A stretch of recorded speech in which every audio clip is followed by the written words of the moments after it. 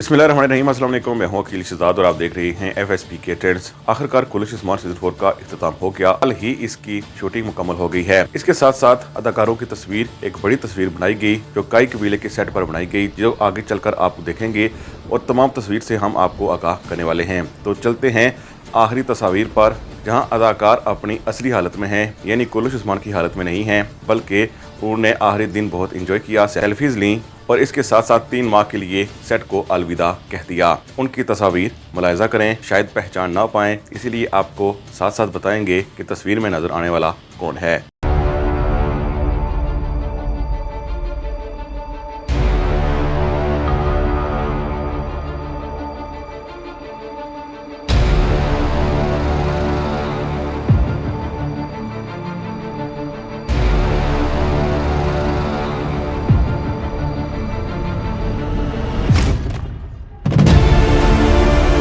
इस तस्वीर में अलगन खातून और इसके साथ साथ अल चिचिक के साथ साथ इस्मा भी मौजूद है।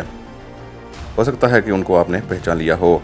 ये कुछ तस्वीर हैं जो इस वक्त आप स्क्रीन पर देख सकते हैं। ये सेट के आखिरी दिन की तस्वीर हैं, यानी सीज़न 4 के हवाले से अगर कहा जाए।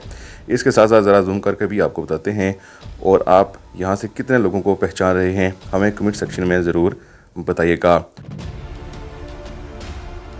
इसके अलावा गुरबत अल भी किसी से पीछे नहीं रहे और जम कर हर जगह तस्वीरें बनवाईं।